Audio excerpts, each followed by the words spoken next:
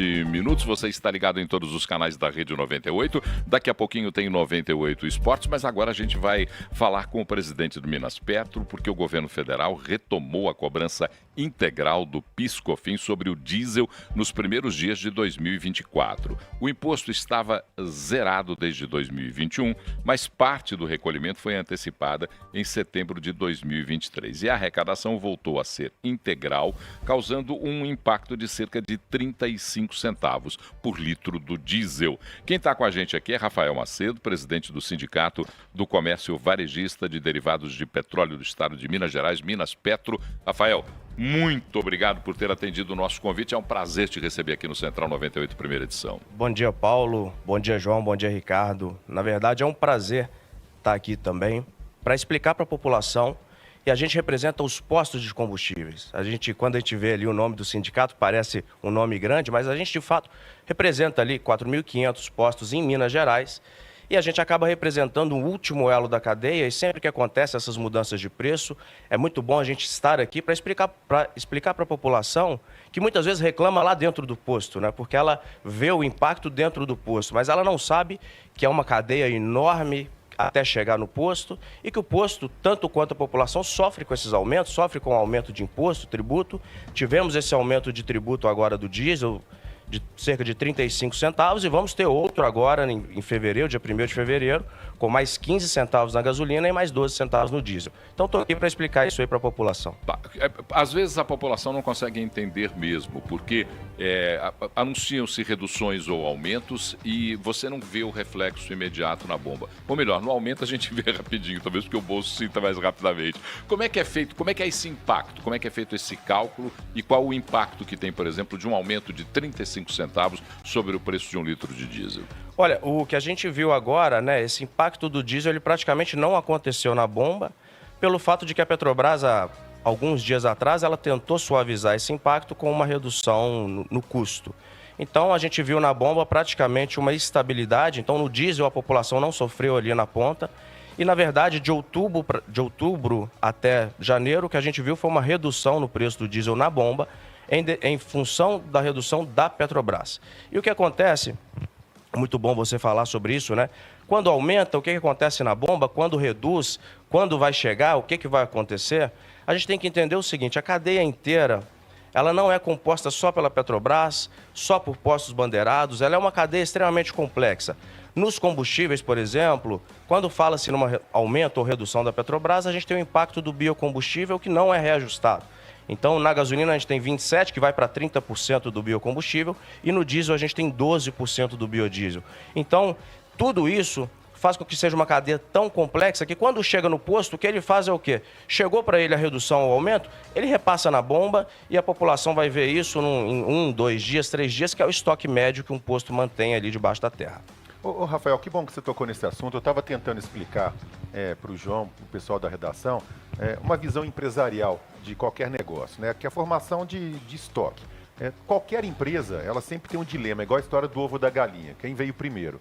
Se eu vou marcar o meu produto pelo preço que eu comprei mais a minha margem ou pela reposição do meu estoque, isso é difícil em qualquer segmento. Então, como consumidor, eu, Ricardo, justamente por ter essa visão empresarial, porque eu cuido disso, eu consigo perceber. Mas como que a gente pode ensinar para o consumidor que não é uma maldade do dono de posto de gasolina baixar ou não o preço, mas é simplesmente uma questão disso. Olha, se eu comprei mais caro, eu não tenho como vender mais barato. Ou eu também não posso vender tão mais barato, porque senão eu não consigo repor o meu estoque. Como é que vocês conseguiriam explicar isso de forma mais didática para a população? Eu acho que você foi cirúrgico na sua fala. Existe um mercado empresarial e o dono de posto, ele não mantém um estoque muito grande ali debaixo da terra. Ele recebe combustível todos os dias e ele paga combustível à vista. Não existe prazo, não existe nada. Então, a reposição de estoque e pagamento é com um dia. Então, vamos colocar, por exemplo, muito diferente das distribuidoras. A gente passa ali na refinaria Gabriel Passo, onde estão as distribuidoras, e a gente vê aqueles enormes tanques. Eles sim, eles têm uma fórmula matemática de cálculo de estoque. O dono de posto, ele é comparado a um pequeno comerciante de uma padaria ou de uma papelaria que ele recebe aquele produto e ele precisa pagar aquele produto no dia seguinte. Se ele não repassa, ele não tem dinheiro para pagar o combustível no dia seguinte. E a mesma coisa acontece com a redução. À medida que a redução vai chegando para a gente vai repassando ela na bomba. O que é difícil talvez de entender é que o dono de posto seja esse pequeno empresário, refém da cadeia. A distribuidora, sim, a distribuidora ela tem um cálculo de custo de produto e aí ali sim existe sim essa questão de reposição de estoque, de preço médio. O dono de posto ele não precifica pelo preço médio, ele não precifica pelo que está no estoque, ele precifica pelo mercado, ele precifica buscando o cliente na ponta. Sempre vai ser assim e não existe tanto cálculo nem margem de manobra ali no posto, que é um pequeno empresário, muitas vezes familiar. Rafael, aproveito também para tirar uma dúvida que a gente recebe constantemente em relação aos valores, né, dos combustíveis. Porque muita gente fala assim, estou passando aqui no corredor X, na Contorno, na Tereza Cristina, e todos os postos estão com o mesmo valor. O que a gente pode falar em relação a esses valores que são iguais entre os postos? Eu até agradeço por poder falar isso, porque parece, né, quando a gente fala sobre posto de combustível, parece que existe um combinado, né? Porque todos estão iguais. Mas o que acontece? O posto de combustível é um posto, é um mercado que tem majoritariamente 2 produtos, muitas vezes exposto na entrada. Vamos supor que você, como cliente, está passando nessa mesma via e vê um posto com uma diferença de 2 centavos para o outro. O que você vai fazer como consumidor? Você vai escolher o posto mais barato, sempre. Você sempre vai ter a opção, porque são 2 produtos iguais, similares, é a mesma gasolina, é o mesmo etanol, apesar de ter uma bandeira diferente, você sempre vai escolher aquele posto que tem um preço mais barato. E em função da briga pelo cliente, acaba que existe esse paralelismo natural de competitividade do mercado. Não tem nada que a gente falar em combinado, não existe são muitos empresários, diferentemente da cadeia de distribuição. Aqui em Belo Horizonte está falando em 500 postos, muitas vezes de empresários individuais. Então, assim, o que acontece? Eu mesmo, para precificar o meu posto, eu tenho postos em avenida. O que eu faço? Eu vou na avenida inteira e vou ver os meus concorrentes. A partir do preço dos meus concorrentes, eu vou precificar o meu produto. Então, assim, se eu estou perdendo cliente para o posto da frente que está 2 centavos abaixo, de fato, eu vou igualar. E se eu baixar dele, ele vai igualar. Então, é uma dinâmica de mercado pela sua alta competitividade. E Rafael, só para a gente finalizar rapidinho, a gente tem pouco tempo, Sim. Rafael, mas para a gente traçar o cenário agora de Minas Gerais, diante dessa, que você falou, teremos mais impostos aí incidindo a partir de fevereiro, falar do diesel, da gasolina e como é que está o etanol que está muito procurado nos últimos meses aí pela população. Sim, a gente vai ter aí um aumento, né? Agora dessa vez em fevereiro vai ser o aumento do imposto estadual, um aumento de 12 centavos no diesel e 15 centavos na gasolina. E infelizmente, né, a gente vai ultrapassar agora na gasolina a casa de R$2 de imposto no produto.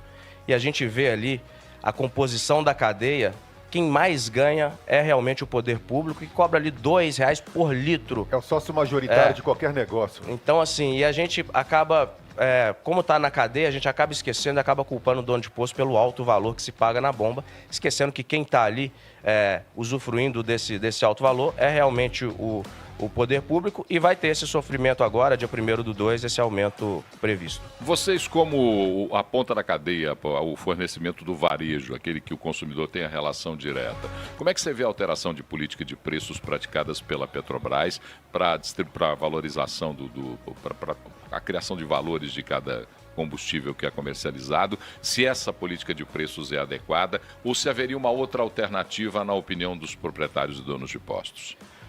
Olha, para o dono de posto, faz muito pouca diferença a política da Petrobras, porque, igual eu falei, ele recebe aquele produto e repassa. No final, o prejuízo ou o ganho é para a população no final.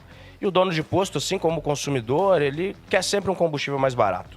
Ele sempre vai optar por um produto mais barato, porque vai aumentar o volume dele, vai diminuir a necessidade de capital de giro, vai diminuir a quantidade, o valor do estoque que ele tem que enterrar ali debaixo da terra. E a gente tem uma posição de que é bom ter previsibilidade. É bom que caminhe por preço internacional pelo simples fato da gente ter previsibilidade de abastecimento.